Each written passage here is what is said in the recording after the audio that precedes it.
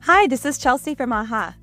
Let's say you just finished analyzing a great customer interview and you are brimming with insights. Now what? Let me show you how you can use AHA Discovery to connect those insights directly to your product roadmap. Let's say we're conducting customer research for an initiative within our fictitious fitness app, Fredwin Cycling. I've already uploaded several customer interviews into AHA Discovery.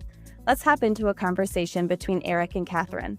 So this transcript has already been analyzed. We've surfaced the summary, identified key learnings, and even pulled out quotes. You can do this work using our built-in AI assistant, or you can manually highlight text as well.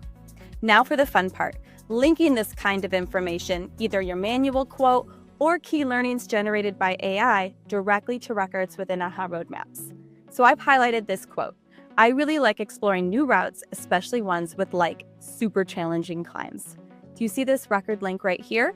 This is going to allow me to link that quote to any existing idea, feature, or initiative. In this case, I'm going to connect it to an idea, find hilly routes. Now, when I click into that idea and into the research tab, this quote is nested directly underneath. So when someone asks why this idea is a priority, I can point directly to what a customer said, no second guessing.